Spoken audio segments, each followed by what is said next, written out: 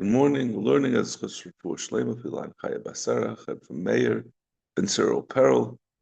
We're really on Kuf Aleph Amid Beis, but I'm going to have to just set the stage from a little bit earlier because we're like right in the middle of a raya. We didn't even get to the raya yet. So, and what was the question? We had brought two versions of Rav Oshia on Amid Aleph.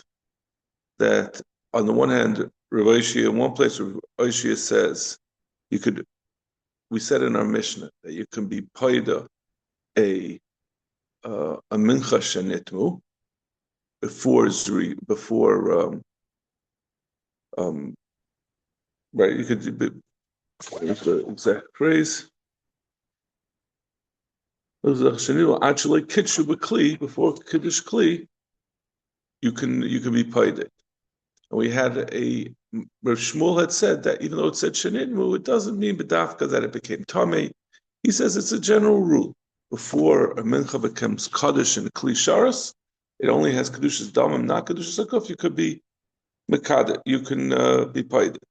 So we brought two versions of Rav Oshia. One agreed with Shmuel and one didn't. One says I'm Rav Oshia tmei niftin to hirin a niftin. That is arguing on Shmuel. He's saying only if it's tamei, like it says in the Mishnah, not the way Shmuel had interpreted the Mishnah. And we have Ekadami that Rav Oshia said I feel to hire niftin, even if it's tar, you could be paid. Okay. So on the bottom of Kuf Aleph Amar Rav Oshia Shemata, then we're going to start again. We have to build up to a raya about what is the actual shita of Rav Oshia. This will take us toward the middle of the next time. Amar Rav Oshia Shemati Pigel b'minchal Reb Shimon Einim Etamatum B'Seichel. Rav Oshia says, I have heard the rule, the halacha, that according to Reb Shimon, who we're going to explain in a minute, according to his shita, if a mincha becomes pigel, if someone has a machshava chutz lizmane, when he's bringing the mincha, he has a machshava to bring it outside of the proper time, that mincha is not metame tumas eichlin, as we're going to see, something that is aser bahana does not become tame tumas eichlin. In order for something there's certain characteristics of tumah that don't apply to things that are not eichel, things that are not considered food. Tumas eichel is more susceptible to tumah. Something that is an eichel, something that is a food, has a different classification as far as tumah from something that's not, from something that's just a stone or an object.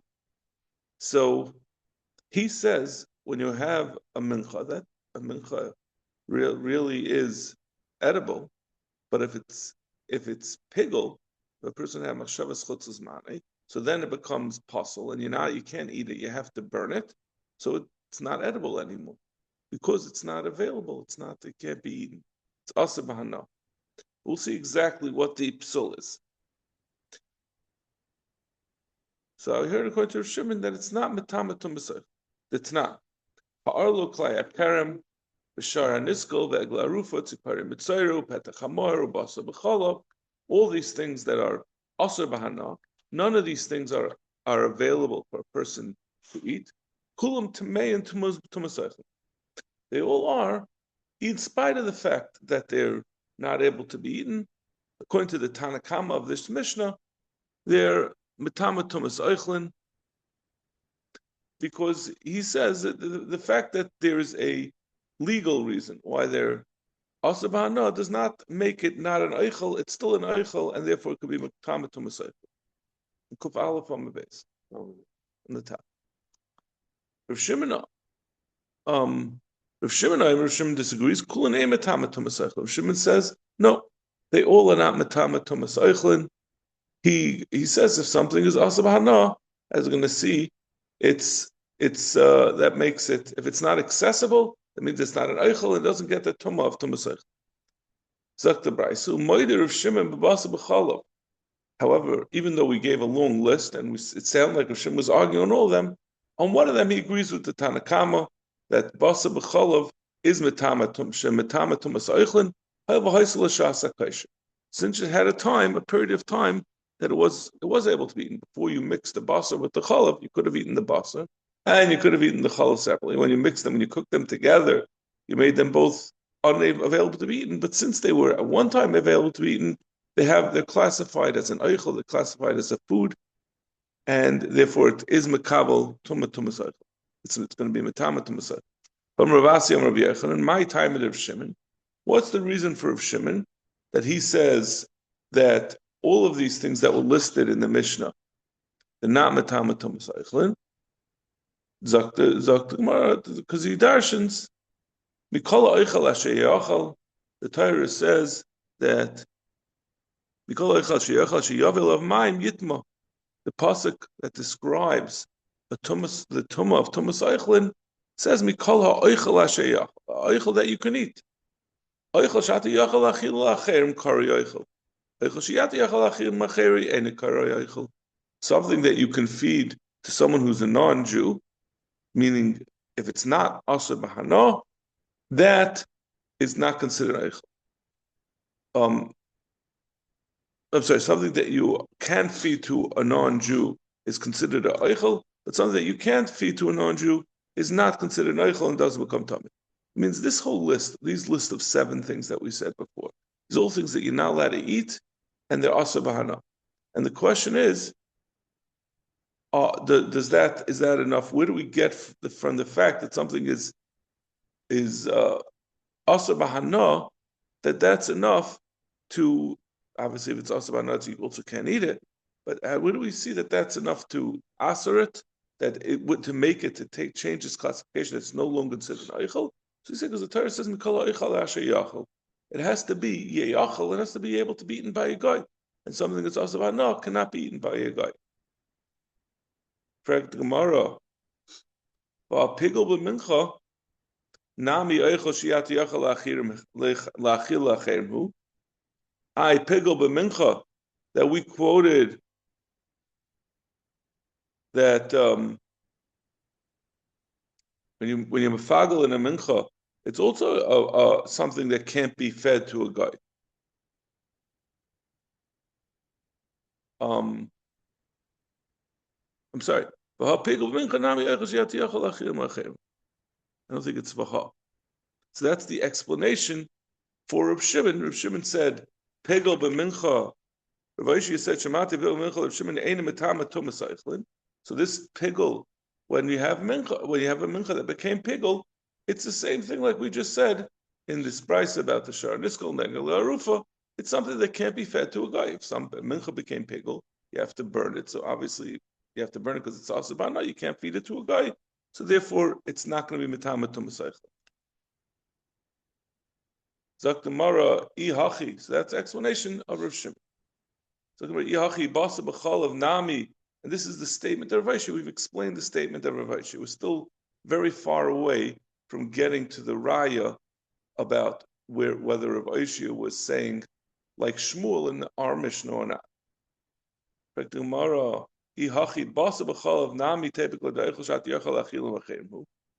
the Bryce that we just quoted with the Machlokes of Shimon and the Tanakama, we said Rav Shimon is moida on basa b'chalav since it has a shasa kosher. Why don't we say it's a more basic reason why it's mutter? Because the eichel shat yachal achil lo acherim basa b'chalav, according to Rav Shimon, is not asur b'hana. Although we hold that basa b'chalav is asur b'hana. Rav Shimon disagrees, which we're gonna see. He's gonna say that. So if he holds that it's mutter b'hana, then it's something you could give to a guy. So then it should be considered an eichel l'gabi tumah. The Tanya Rav Shimon Yudai Mishum Rav Shimon. Basa b'chalav asa b'achilo mutter b'hana. This is Rav Shimon saying straight out that basa b'chalav is mutter b'hana. Shneimar kem kodesh atal l'shem l'kechel l'savashal gedi b'chalev imay. It says the pasuk of the Isser basa b'chalav Allah noim v'anshe kodesh tiyanuli basa b'teis teifa loisay chelu. We have the pasuk of treifa, so we make hekesh of basa b'chalav to treifa. Ma'al asa b'achilo mutter b'hana. Afkan asa b'achilo umutter b'hana. Zak Gemara. So why are we saying that the reason for basa b'chalav is because hayolei shasa kosher? Why don't we just say it's because it's able to be fed to a guy? So it doesn't. It's not part of this iser of iser anah that makes it not an eichel.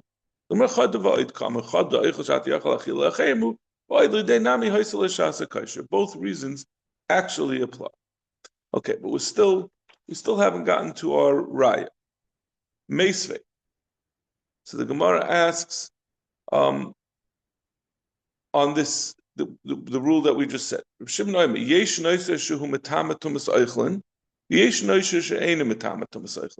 There is nicer. Nicer is leftover kachim that you didn't eat in its proper time. You didn't eat it or you didn't bring it. So if you have meat from a carbon that was left past the proper amount of time, the question is it metama tumas eichel? Does it have a din of an eichel? Or do we say, since it has to be burnt, it doesn't have a din of tumas eichel? It's not considered an eichel, it doesn't have a din tumas eichel. So yesh nois metama tumas eichel, yesh nois she'ena metama tumas eichel. It depends. Sometimes yes and sometimes no. Ketzad. Long lifnei zrika, if he shechted a carbon, so after you shech the carbon, you bekabel the dam, but then he never progressed any farther. He has to, on that same day, do zrika, but he didn't do so. So then, the next day already, the whole carbon is going to become nicer because it was left past its time. You didn't do the zrika, so he left it over. Ein matam, so the basar of such a carbon that was shechted, ein matam to meseichlin, because it never had a shasa kaisha. The achar zrika matama to meseichlin. But if he did the zrika, so at that point, if it's a chatas, the kain could eat the basar, or if it's a shlomim, then the bailam can eat the basar. So but then he didn't eat the basar in the day and the night that was allotted to it. That's matama to meseichlin, because it had a time that it could be eaten. That's the din of nicer. Or pigol, if you have a carbon that was brought, that he had a machshavas chutzlas mani, and that's why it became possible. Bein mekachim kachim, bein mekachim kalim, ain't a matama to meseichlin. Pigol is going to be considered. It's asur la'achila, has to be burnt. It's not matama to meseichlin. And he continues. The Rav Shimon continues to say, pigol b'mincha matama to meseichlin. Then he says, pigol of a mincha is matama to meseichlin. That is straight out being seiser. That we just said. Rav Shimon said that pigol of a mincha is not matama to meseichlin. So what's the explanation for the discrepancy?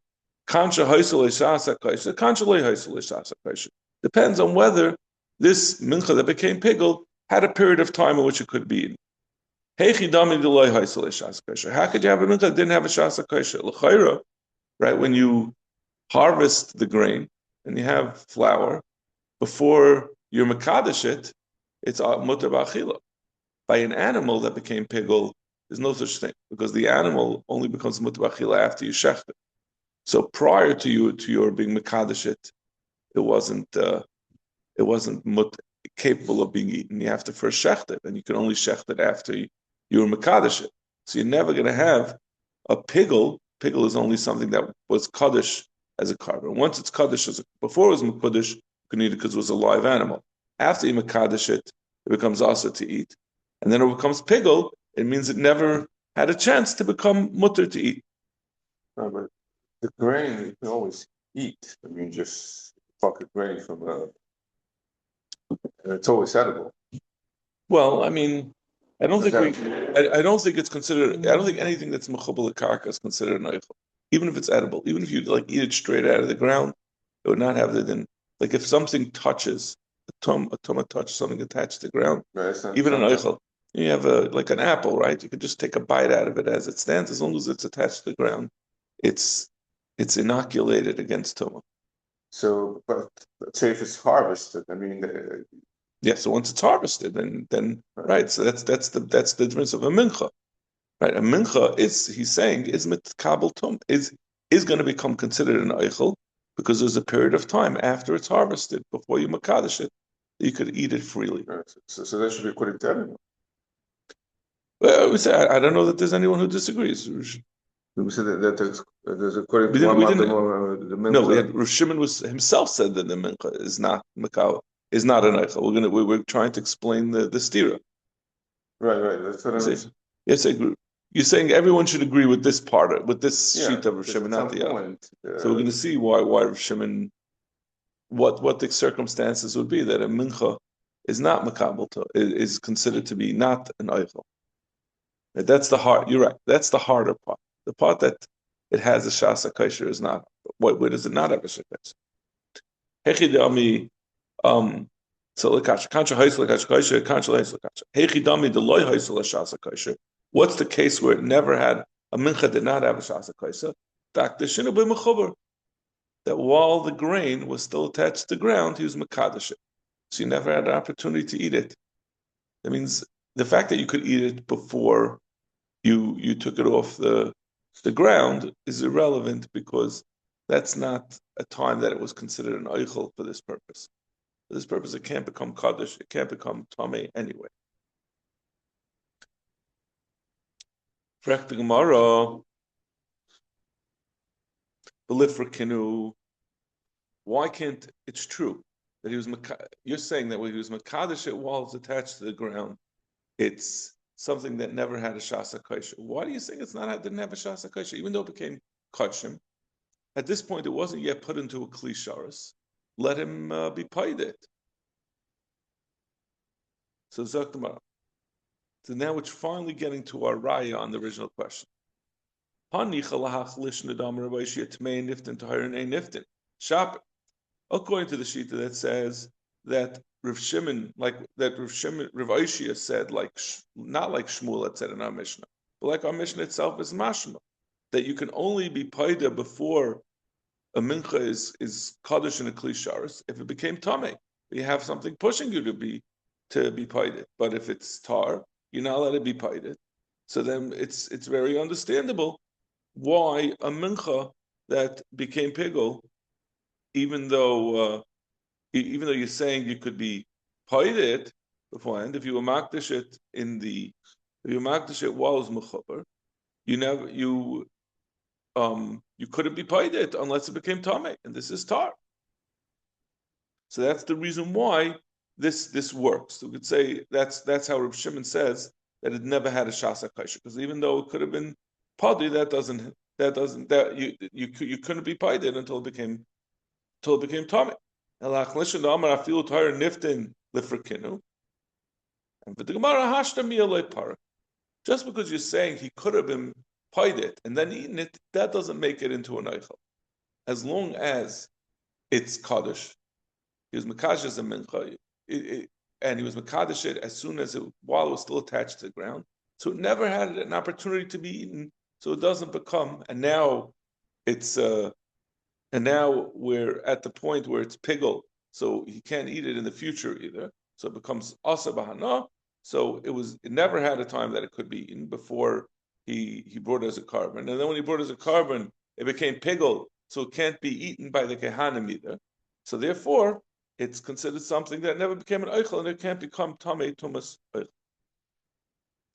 Zaktumar, but keeping the by parklei,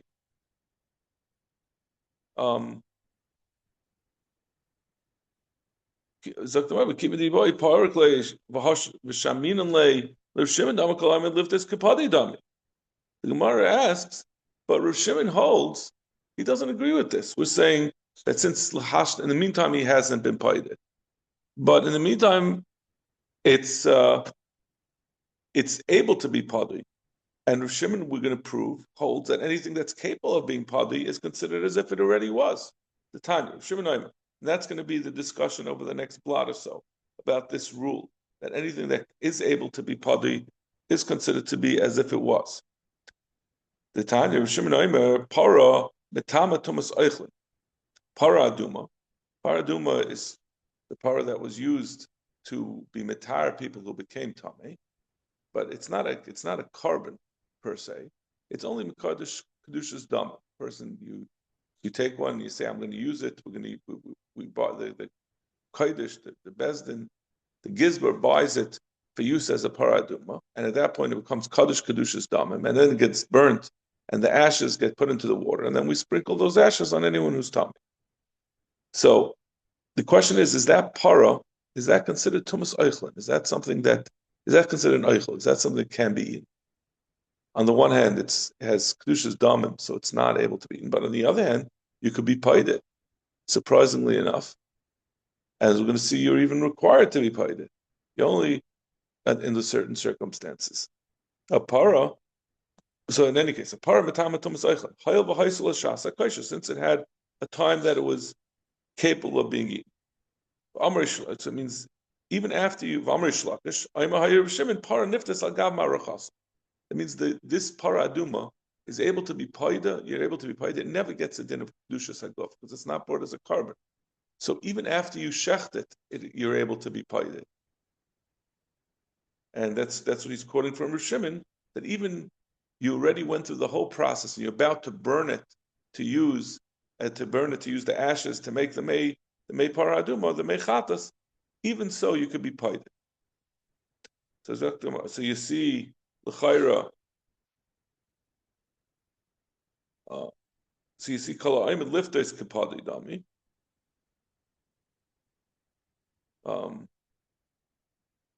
Shimon says that's why it's metama tumasayich, and since it's able to be padi, so that's shver on what we just said. We wanted to say that as long as it wasn't padi, it's not padi. Legabi the din of tumas eichlin. And that was the explanation of why he said that by a mincha, it's not going to be padi, even though something that's tar could be padi. So there's a distinction between the para and the mincha that became pigel. Bishlama para, I met this liftasi.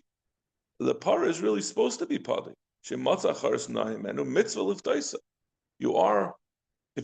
supposed to take the nicest para that you have as a paradun. So if you already went through the whole process, you have the burnt para waiting, not the burnt para, you have the shechted para waiting to be burnt, and then all of a sudden they say, oh look, we found a nicer paraduma.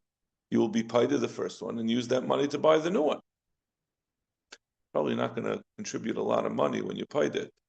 I don't know how much money you paid it for. I wonder how you even come up with a price for a shechted paraduma. Is you coming up with a price as, I guess, as food? Because you're not going to be using it as a paraduma anymore. So it costs $10, and the paraduma is worth $1 million. In any case, if you find a nicer paraduma, you're supposed to be paid to the first one. So it's a mitzvah liftais. Alahani Menachos mitzvah lifdaisan. Is there any mitzvah to be paid a mincha that before you mekadosh in the klisharis? No such thing. So okay, so we're saying that anything that there's a mitzvah of daisa, then we're going to say it's considered as eichlin. But something with this standard thing like a mincha that there's no mitzvah of daisa, the fact that it's oimelif, this doesn't make it kapati. Why is it a mitzvah to pray the paraduma? Kind of nice one. You could use both of them. I was thinking about the same thing. Why not have just double the mechatas? Yeah. I guess the point is you're still doing something that's like a hakrab. This is a mitzvah to do the avoida of the paradum, right? To burn it and to mix it with the water. I guess it's a lack of respect to the mitzvah of paraduma to go ahead and burn a lesser one when you have a better one. But the question, why don't we just do it the other way around? Do the other one first, and then you'll say, okay, we're adding extra mechatas.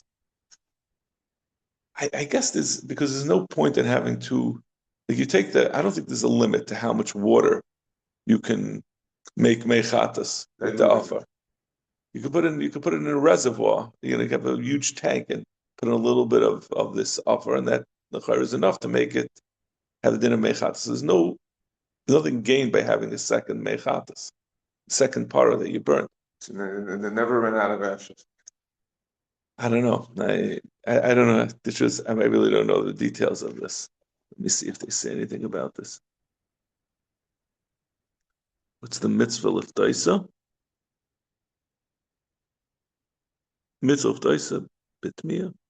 Shem par nifta gamracha afilu nishchata kitikuna alma avagav leparko.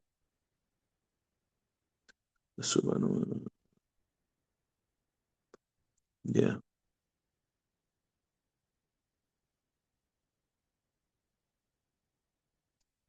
So I had to, yeah.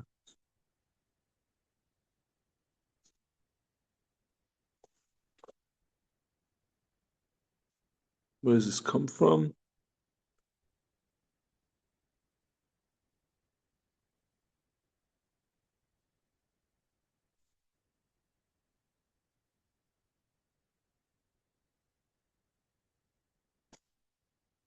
And he brings that you can only bring a paraduma when there's not enough offer. There's not enough paraduma. You can't bring a second one. You can't bring a second one if there's still left over. Yeah, that's I don't know who this is. He's quoting from someone. Okay. Frek the Gemara.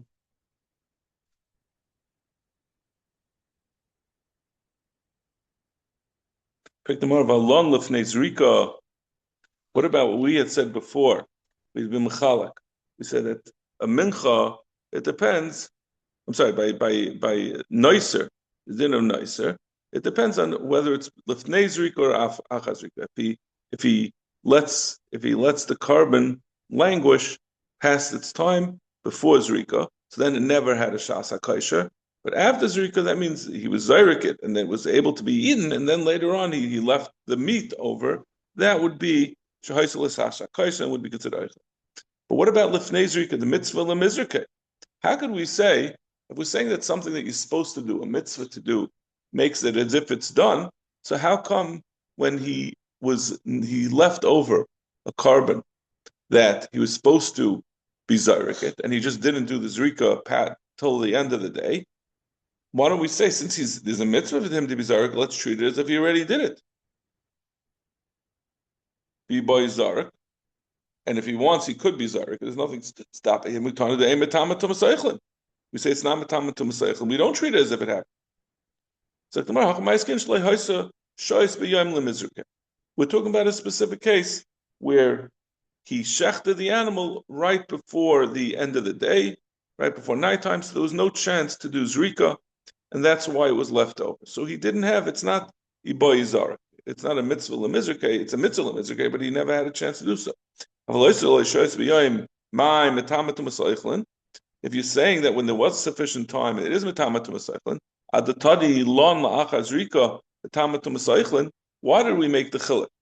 We said that it depends on whether it was la'achaz rika or lefnei rika. Those are the cases where noiser is going to be metamatum masaychlin and whatnot. Lifluk b'dida, what do we have to say? Two cases where he did the zrika or he didn't do zrika. We're talking about where there was not sufficient time to do the zrika. So that's where it doesn't get a din of Tumas Eichlin, that it never was considered an Eichel, and it's not Metama. So what do I have to say? That he left it over just from the fact that it didn't have time before it. So Gemara, Hachanami Kamal and Koidim Sheyir Lizrika ain't Metama Tumas Eichlin, La'acha Sheyir Lizrika, Metama Tumas Eichlin. Let's tackle what it means. When it's lon koidem she'yir lizrika, because if there was sufficient time, that's what it means when it says it was lon, that means it had sufficient time for him to do it, and he left it over never, in spite of the fact that there was time, then it had a shas heter, and therefore it's metama, but if it was actually later that there was no time, then it's not metama. Correcting Mara, pigel, we said in addition to this, we said pigel. We said in the brisa, pigel baby kachim kalam mitzvah lemizrika. We said pigel, whether it's kachim or whether kachim kalam, it's not going to be metama tumas eichlin because it didn't have a shas hakaisha. But there's a mitzvah to be zarik. So how could you say you're supposed to be zarik it properly? You're not supposed to be zarik it with the machshavas pigel. So why don't we say it had a shas hakaisha before pigel before he was zarik it with the machshavas pigel? We're assuming that we're talking about the zrika pickle, not the shchita pickle. B'boy zarek, if he certainly is able to do his zrika without having one of these foolish pickle machshavas, why is it? But it's, even so, it's not considered to have a shasa kaisha. Why doesn't it have a shasa kaisha? Because had he been zarika properly, would have immediately been roy lachila. My love the pickle bezrika. So and the chayra is only if you're talking about when he had the machshavas pickle zrika. So the pigel b'shchita. He had the machshavas pigel by the shchita, So then it never had Taka never had a shas hechsher, because as soon as he shechted it before shchita, it's obviously not allowed to eat an animal before shchita, and after shchita he already had a machshavas pigel, so it never had a lot of a shas hechsher. Avol pigel zrika mai, but if he had a pigel machshavas pigel and zrika, then what? Achanami the metama tumas eichel. Adessim was saying that it would taka be, it would be shas hechsher. Adatani pigel b'mincha metama tumas eichel. Why do we say that when he makes a machshavas pigel b'mincha, it's metama tumas eichel liflik b'didal? Let's just say by a carbon. We don't have to even bring in a mincha. B'medva mamun de pigel b'shchita. Our pigel b'zrika metama tumas eichel. So you want to know pigel b'mincha it's tricha. Ein chanami, you could have made that till. But we wanted to say that by a mincha it's metama. It's going to be us. The avagav, the pigel, the kmitza, the kaimitz, the mincha kashchita dami. Even though he had a machshavas pigel by the kmitza, and the kaimitz of a mincha is equivalent to the shchita of an animal, it's not going to be. They're not really parallel in their dinim, even though the kmitza of a mincha is parallel to the shchita of a carbon, but the carbon before it's shechted is also because it's not, you can't eat, it's not kosher to eat something that wasn't shechted. But a mincha before you do kmitza, there's no such restriction. And therefore, it's haisel shasa kosher, and therefore it has a din that it's an eichel that can be makabel tumah. Okay, we're going to have to stop here and spend we're going to, yeah. But that's with the mincha, that's only if he's not makadosh while it's still a kubber.